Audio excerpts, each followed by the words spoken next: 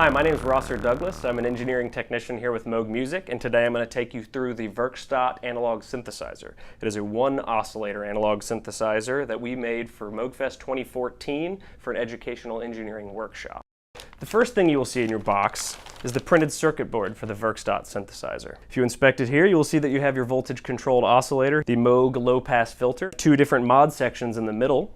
Here is our envelope generator section with attack and decay controls, LFO with shape and rate controls, and at the bottom is a full octave tack switch keyboard with a glide rate control.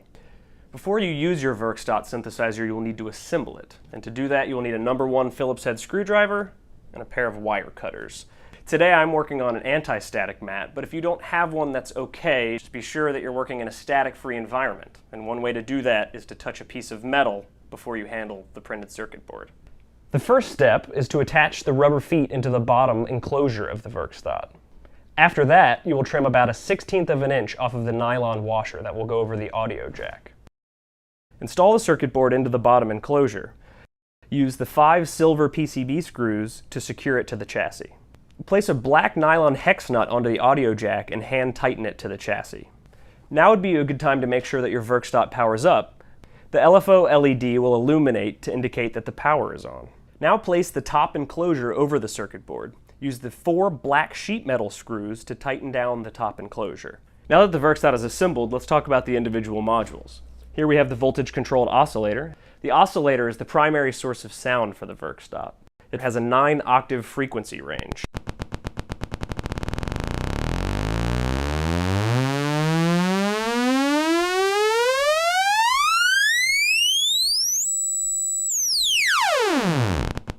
And a control for the width of the pulse wave.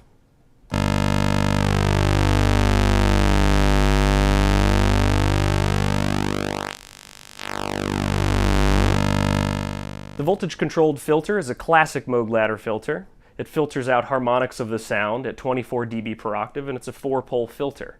It's one of the foundations of subtractive synthesis.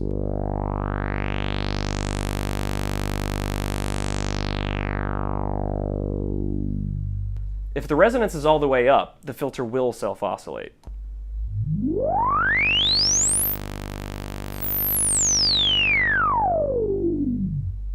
Here we have the voltage-controlled amplifier. It has 2 selections, on, which will drone continuously,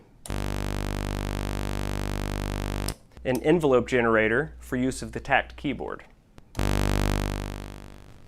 Here we have a 1-octave tack switch keyboard from C to C with a glide rate control. The tack switch keyboard is low note priority, meaning that when a note is held, only notes below it on the scale will sound.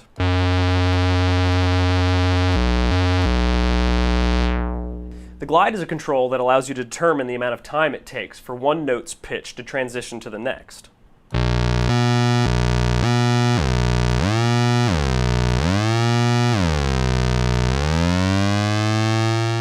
Here we have the envelope generator, which has 3 controls. One for the attack time, which determines the amount of time it takes for the signal to reach its max value. It can be short and punchy, or it can take a longer amount of time.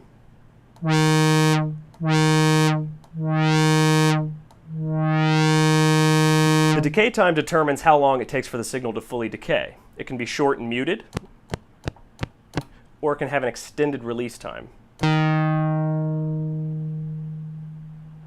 Here we have the low frequency oscillator. It has 2 controls, one for the rate or frequency and one selection for the wave shape. The low frequency oscillator is your primary source of modulation, and it goes from subsonic audio well into the audio range.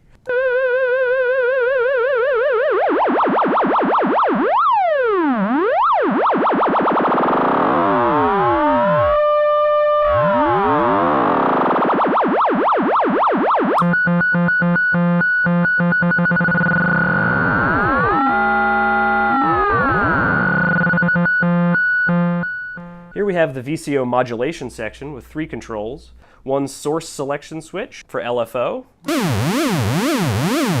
and for the envelope generator. It has an amount control, which allows you to control the depth of the modulation.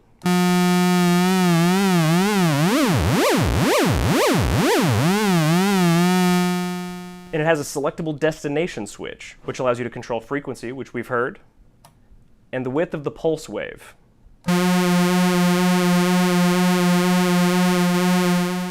Here we have the VCF modulation section as selectable source switch for LFO.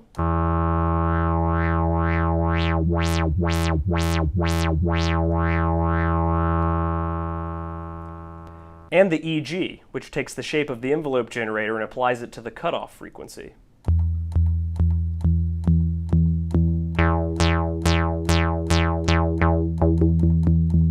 Here we have a patchable header that allows you to experiment with control voltages. For example, we're going to do a frequency modulation patch where I take the output of the VCO and feed it to the input of the VCF using the included patch cable.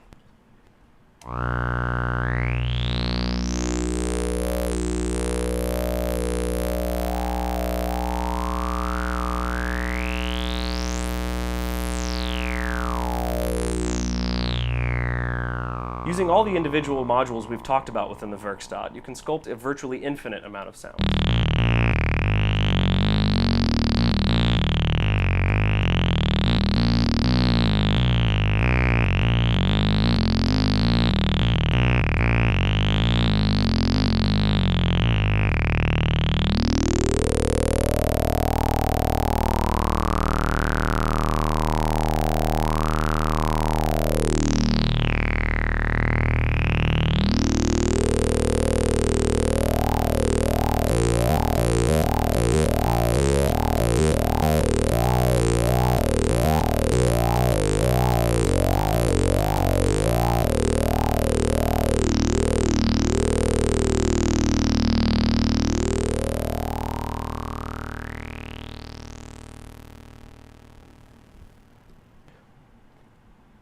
The Werkstatt analog synthesizer was designed with test points, which are plated through hole pads that are in each section of the Werkstatt synthesizer, including some of the most important signals, including power rails, VCO core output, etc. There's also a number of jumpers, both open and closed. The open ones are often used in unused pins of an IC, but a lot of these closed ones are vital for the performance of the Werkstatt. For example, they basically are doing the job of a trace, taking one signal from one point to another.